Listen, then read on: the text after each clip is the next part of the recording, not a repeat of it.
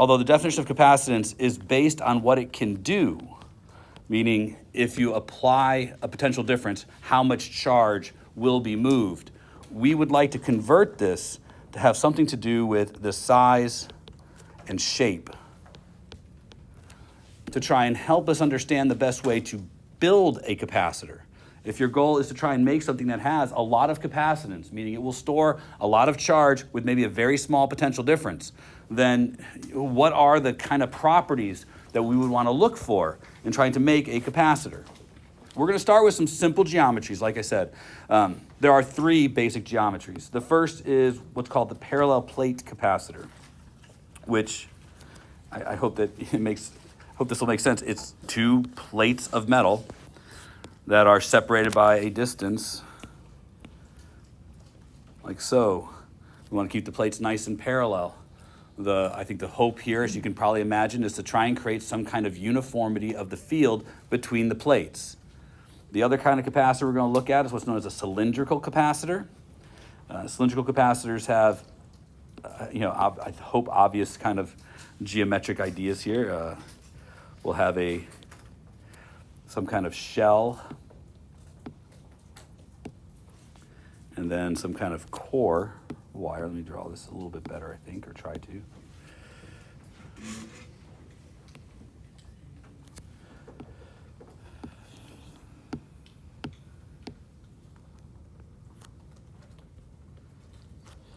So it's cylindrical in that it is like a coaxial cable, but I don't know if you guys know what a coaxial cable is. Not many people have them anymore in their houses. They used to be the thing that came out of the wall and went into your television. That's a coaxial cable. It has an inner core and an outer shell like that. Also, the old RCA style plugs for to connect something to a stereo system or to a television that usually sound, stuff like that. They were also coaxial in that they had an inner wire and an outer wire. Either way, the idea is that if you look down the shank of the wire, there's an inner core of that wire, and then there's an outer shell that goes around the wire, like that. So, and hopefully you're seeing why we did some practice that looks like that. So charge resides on the inside or the outside of the coaxial cable. So again, parallel plate.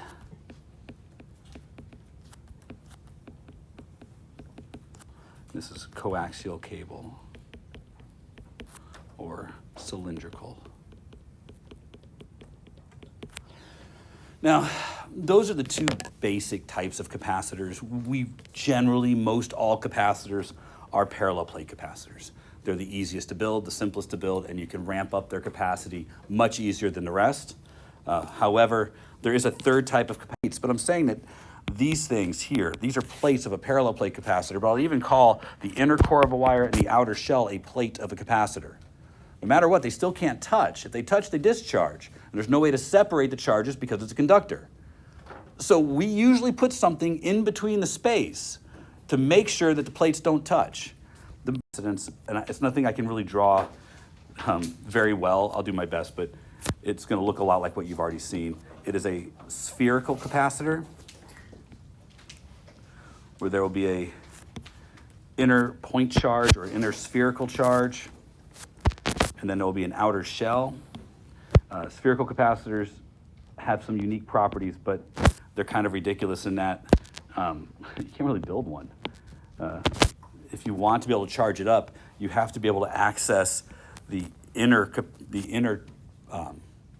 sphere of charge and the outer sphere in order to be able to apply a potential difference between them. Which means a wire has to burrow through inside your sphere to get to the inside. They have limited use, and we don't generally make them as a product because they're not really something you can easily build.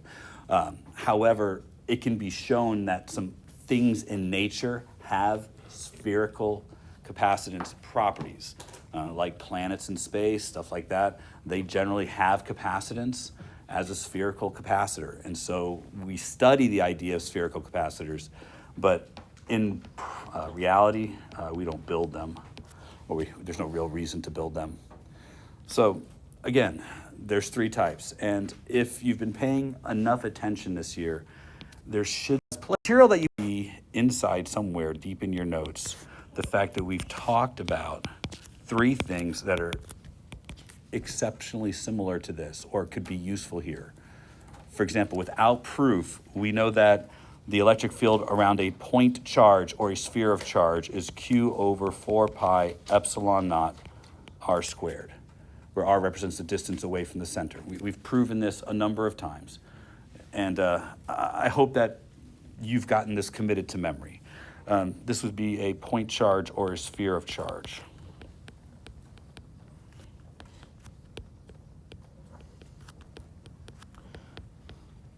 This is if we are outside the sphere. Then there's lambda over 2 pi epsilon naught r for a long or infinite line of charge.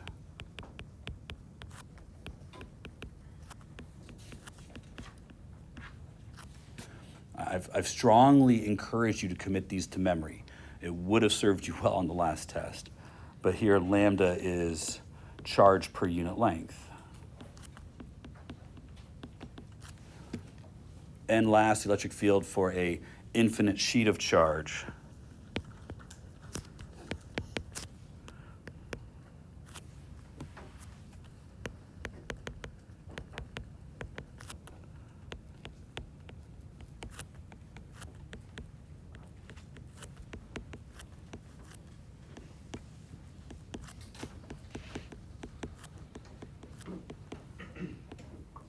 Here, sigma stands for the charge per unit area of the sheet. So, three types of capacitors, three types of electric fields due to those kind of symmetrical style problems or symmetrical style pieces of charge. So, we don't get to choose what the problem is going to ask of us. If the word derive is used, you have to be able to derive these from a first principle. And the first principle that we used for all of these was Gauss's law. The process for finding capacitance is going to involve you being able to prove this for the situation at hand. So we're going to start with the parallel plate capacitor. And we're going to try and work to a solution there. And if we can, we'll move on to cylindrical.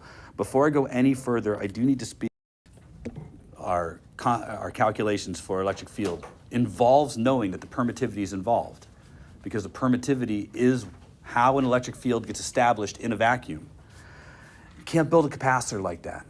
Even a parallel plate capacitor, which is just two pieces of aluminum foil, you can't just put a vacuum between them.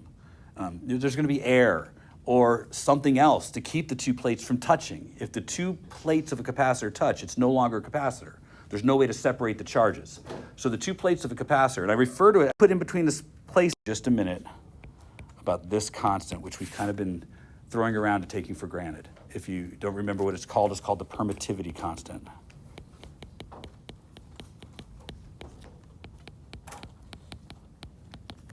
And it's 8.85 times 10 to the negative 12th, but it's in your equation sheet. Units there, let's see, Coulomb squared over Newton meter squared.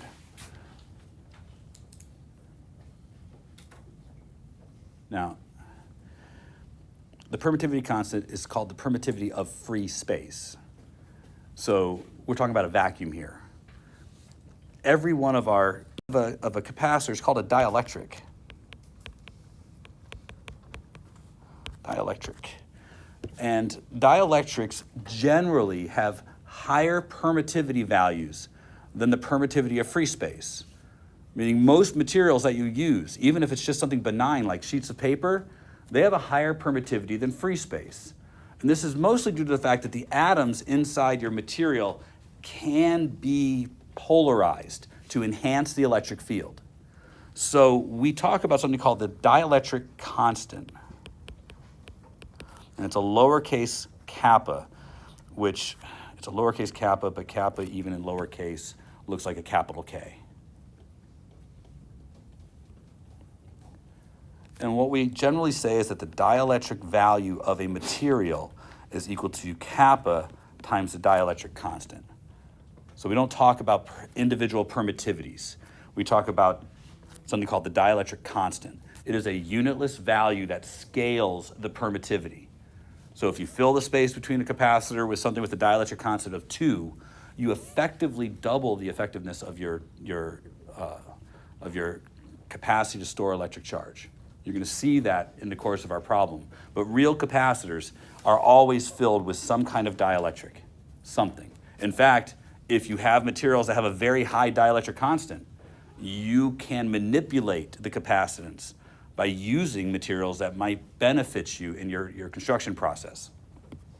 So let's do a parallel plate capacitor.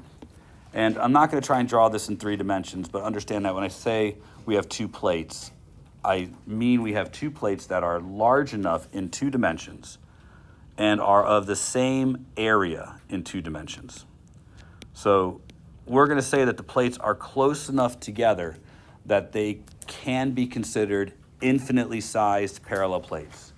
So, I mean, there's a part of me that's desperate to like draw this in kind of fake 3D to make you understand that we're talking about something that has extension. You see how terrible I am at this? It's not great, but we're talking about something that looks 3-dimensional, all right? The plates themselves have area, say just A, and we're going to connect a potential difference between the plates. We're going to give that potential difference time to move charges from one plate to the other. And I guess it's about time we start using some symbology here. Potential differences have a symbol that looks like this.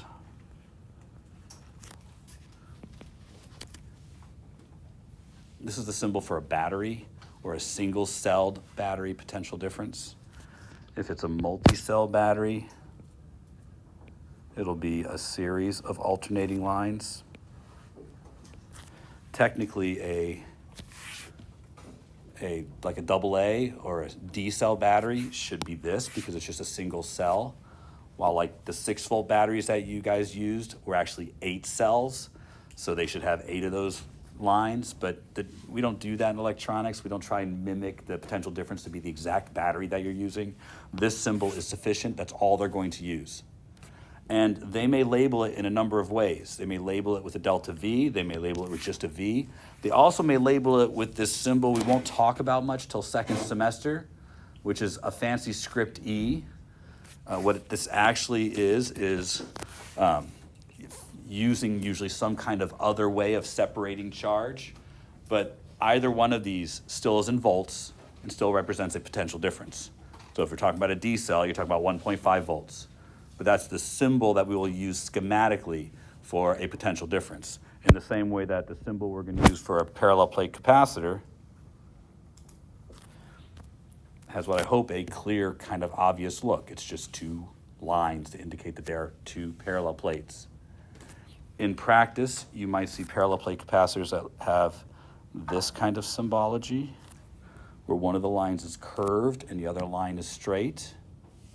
And you also may, in practice, see parallel plate capacitors that have a fixed positive and negative associated with the plates themselves. The last ones are known as electrolytic capacitors.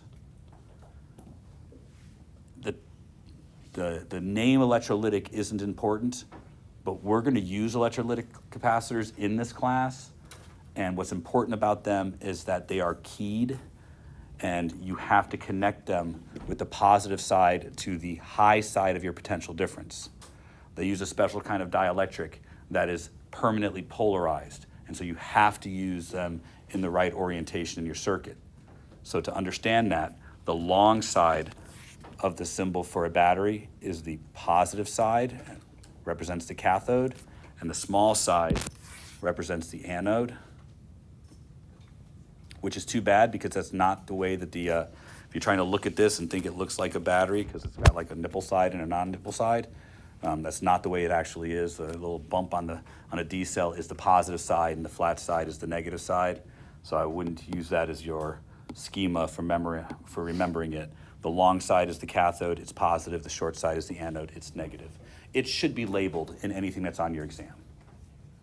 But those are the symbols we're going to use. And so from now on, if I'm going to show something like this, I'm going to use the symbology that's associated with the circuit. All right? All right. That's enough setup. Let's get to the actual work here. And I am going to get rid of all the 3D stuff here so that we can focus on the important details. We spent some amount of time with the potential difference. We disconnect the potential difference, and when we're done, one side of our capacitor has acquired a positive charge, and the other side has acquired a negative charge, and there will be equal amounts on both. Because charge is conserved, whatever number of charged particles were moved from one plate were deposited on the other plate. So we get the exact amount of charge, just of opposite type. Now, it shouldn't surprise you, but the positive plate creates an electric field that looks something like this in all directions. We know that there's a certain amount of uniformity until we reach the edge of the plates. We want to assume that our parallel plates obey the rules of an infinite sheet. But we know towards the end that electric field isn't parallel. So real capacitors are going to have a different capacitance than what we're going to predict. They have what are known as edge effects, sometimes called leakage, where the electric field isn't uniform. So the actual capacitance that we calculate will be slightly more than real capacitors. Real capacitors will be a little bit less than what we calculate. Now, the red arrows here represent the electric field from the positive plate. The blue arrows are going to represent the electric field from the negative plate. Remember, the electric field points from positive to negative.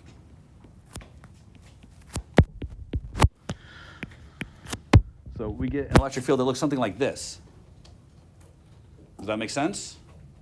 Now, it should be obvious, but it might not be, that if we extend the electric field from the positive plate to the other side, we will get contributions to the electric field that are in opposite directions. And if we extend the electric field from the negative plate, we will get similar contributions to the electric field that are in opposite directions, effectively suggesting that a capacitor is somewhat self-shielding, and that when we're outside the plates, the electric field in this area is likely to be close to zero. We know that the electric field is uniform coming off of an infinite sheet. It doesn't degrade as you get further away. Because of that, they're going to cancel out on both sides of the capacitor with no electric field outside the plates and a concentration of electric field inside the plates.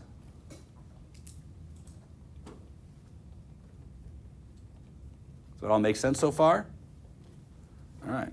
So I think we can get rid of all the electric field lines on the outsides of the plates to make this a little easier.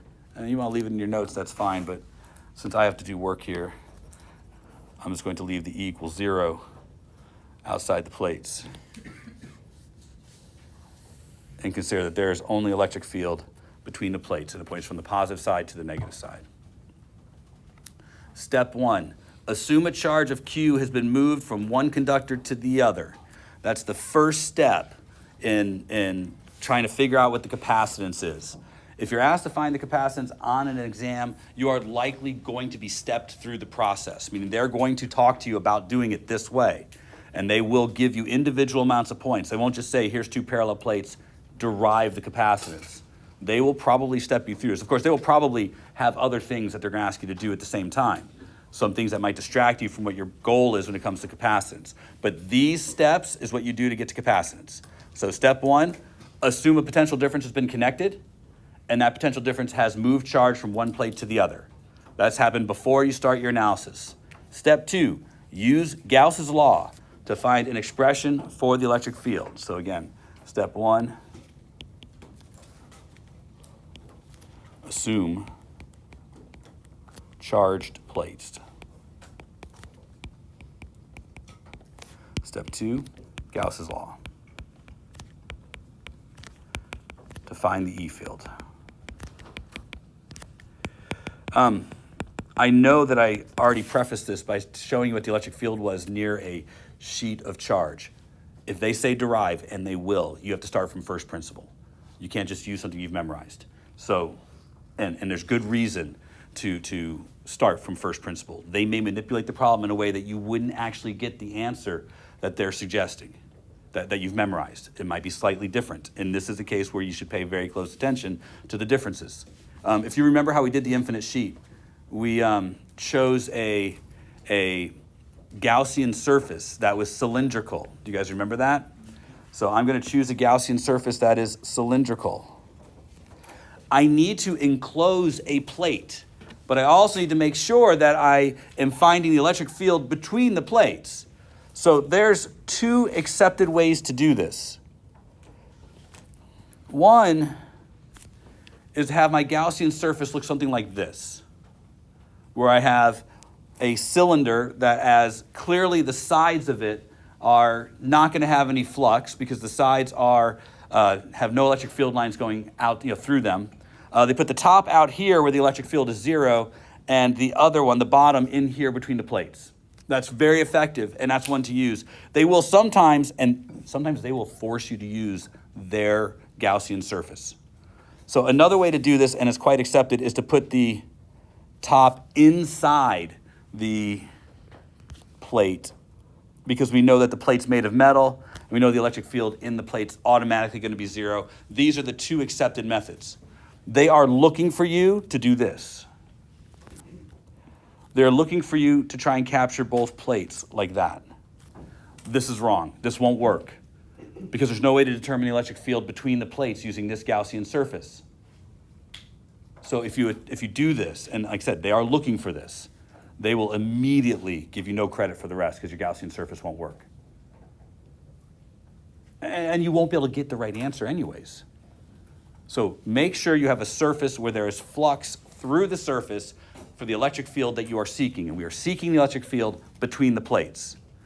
So get rid of that bad one. And it doesn't matter which one of these we use because we're going to get the same answer. So I'm going to use the one that's in the middle. It's the first one I drew. And we'll go from there. 2 parts to Gauss's law. And again, we could not use Coulomb's law to find the electric field here. It's just too complicated. But we can use Gauss's law. It's pretty easy. So Gauss's law, 2 sides. Q enclosed equals epsilon naught times the flux. Let's consider the flux first.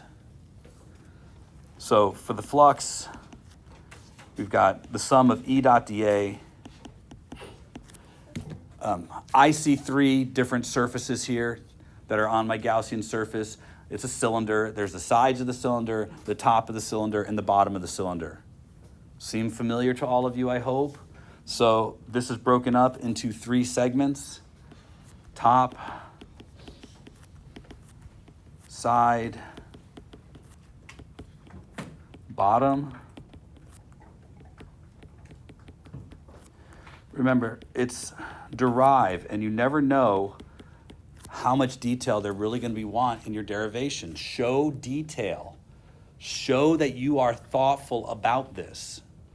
So whatever they've decided the points are going to be, you will acquire them. This process is the same every time. So if you're trying to acquire the points, you know that it's a cylinder, you know it has to be broken up into 3 parts, and you should be able to state that at the top, the electric field is 0 because it's outside of the capacitor, or it's in the plate of the capacitor. You do something clear and obvious and tell them you know that. Next, this one is 0 because the dot product produces 0. Right? The electric field is passing, up and down, but the direction of the area is this way. So when we talk about the sides, it should be clear. You're talking about the dot product nullifies the side. The only place where we actually have contribution to the flux is the bottom of the plate. And so in order to be consistent, I'm going to have to write something like E times, you can say pi r squared if you want. Or you could say E times the area of the bottom. You don't have to use a cylinder, but we're introducing R, and we know that R will likely not be in our answer because we're pretty confident, or at least I hope you're confident, that this R represents the radius of this circle, your circular bottom. So this R is a transient variable. We hope it will be gone by the end. Now, I'm going to keep going, but at the end of the day, this is what we get for the flux. Any questions? Keep going? All right. So Q enclosed side. The Q enclosed is just the amount of the plate that's captured inside here. And the area of that plate captured is pi r squared as well. Right, that's the area of the plate that's captured. Now we said that the plates had area A and charge Q, which means the charge density of the plates is Q over A.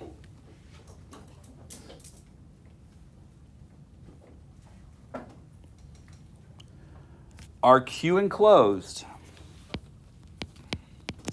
is going to be, as always, a density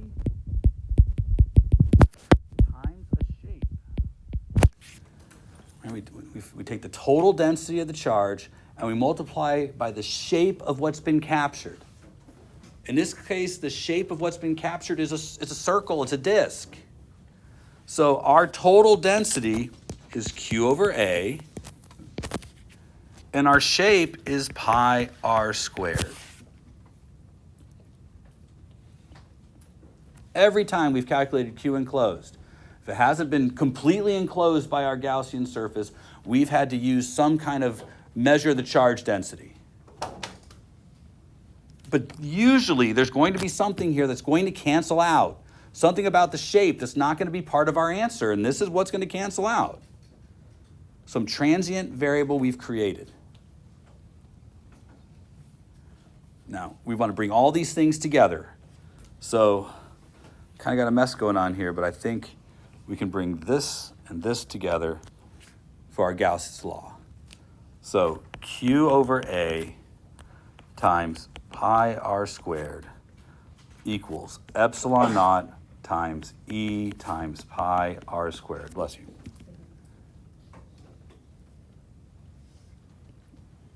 So, we could do a little algebra here, right? Cancel this out. Solve for E. And epsilon, I'm sorry, let me write this right. This equals Q over epsilon naught times A. Now, some of you only pay little bits of attention, so let's get woken back up real quick. So we still only place our Gaussian surface, capturing one of the plates, but it still worked out to show us that the electric field is effectively twice as big. It's because the other plate negated the electric field out here. That's where the two would have come from, because there would have been electric field out there. But it proves the mathematics still worked out. This is effectively sigma over epsilon naught. So we have twice as much electric field because there's two plates contributing to the electric field. That's what I mean when I say pay attention to that kind of stuff. They might manipulate this in a weird way. Look for these kinds of things. Be cognizant of it. A couple of years ago, they put a charged block between the plates of a capacitor. So inside this space, there was charge as well. And you had to kind of read between the lines of what they're attempting to do. But be cognizant of it. If you have two plates, you're going to have twice as much electric field because both plates are contributing to that electric field. Especially here where one's positive, one's negative. Now, I hate to say it, this is step 2, right? Of three steps, basically. So they will make you go through the whole Gauss's law of derivation and get an expression for the electric field. We have an expression for the electric field. I also will point out it's a constant. Do you see it? That it doesn't change no matter where I am between those plates. That's good news for us now, because our next step, find an expression for the potential difference from one plate to the other. So we're going to do that next. I think a new screen would be fine. You guys okay with that? Good, good, good. So again, step 3, we want to calculate the potential difference from one plate to the next.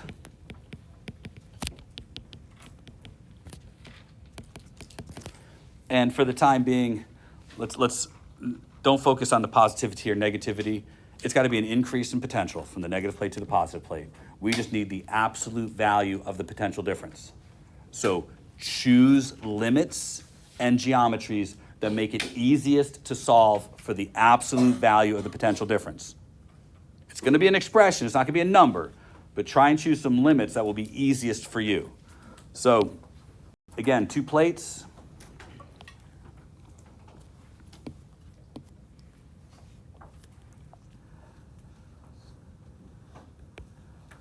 We know the electric, let's say they're separated by a distance d. I think we're going to need that. The electric field inside here, we just showed to be Q over epsilon naught times A.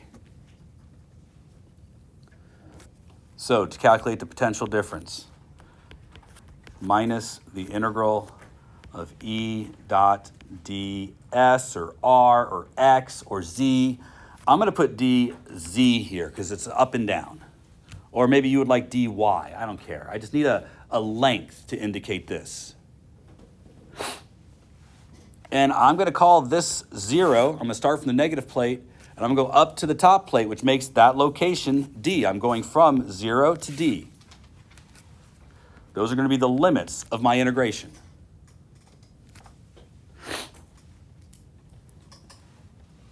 Now, this is the dot product. I'm clearly going against the direction of the field, right? I'm going from 0 to the top plate. So that dot product will produce a cosine of 180, which is -1. That's going to cancel out the negative on the outside. You guys following that argument? But again, I only need the absolute value anyways. So if you don't want to think about that stuff, don't. You just need the absolute value. Make your answer positive at the end. But the truth is, that being a dot product, I can say this is -0 to d e dz cosine 180 degrees. Because I'm moving upwards, my dz is in the upwards direction, and my electric field is in the downwards direction. But like I said, don't occupy your brain with that too much if you don't want to. Just absolute value of the potential difference. So our electric field is a constant, so this turns into 0 to d q over epsilon naught a times dz. So I can pull all of that out. And the only reason I'm taking this extra time is because of some of you guys who are still fresh in calculus. There's nothing there that has any z dependence, right? So I'm going to be able to use the polynomial rule to take my integral. If you're a noob at this, remember that's going to mean that I put in an implied z to the 0 power here. And then I find my antiderivative of z to the 0 power by adding 1 to the exponent and dividing by the new exponent. And the only reason I'm writing all of this out is because somebody asked me about doing it again.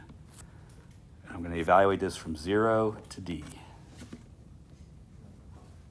Now that's just z, right? So z to the 1 power divided by 1. So all that just kind of comes out to be z. So when I evaluate this, I put in my top limit first. I subtract my bottom limit. And ultimately, I will get QD over epsilon naught A. The potential difference from one plate to the other.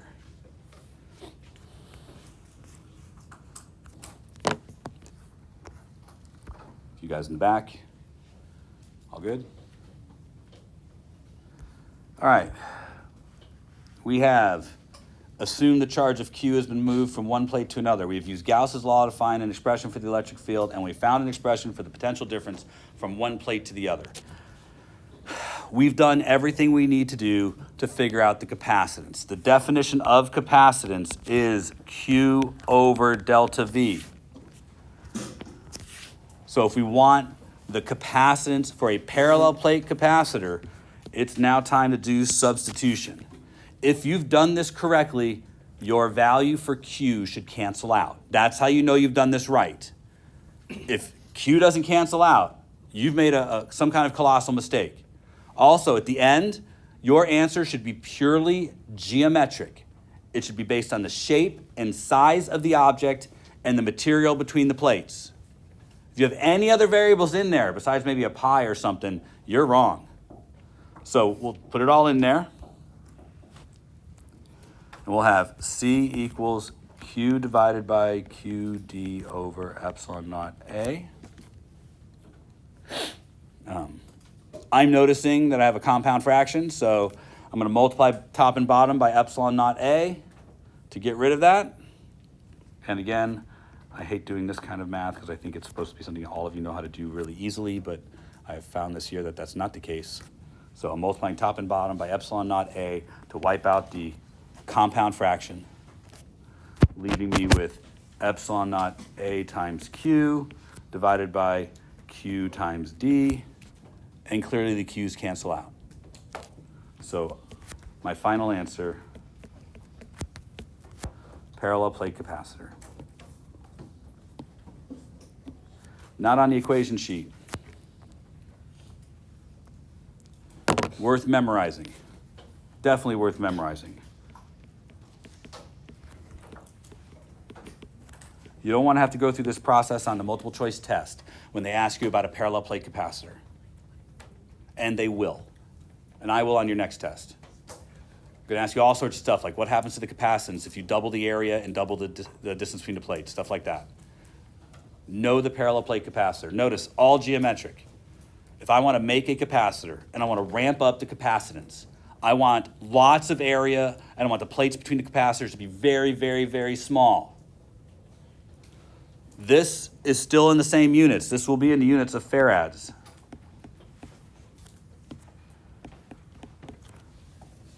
That's the units of capacitance, which is still Coulomb per volt. A 1 farad capacitor, big capacitor, stores lots of energy. Now, just a couple of little kind of basic things have a look like this to them. They kind of look like this.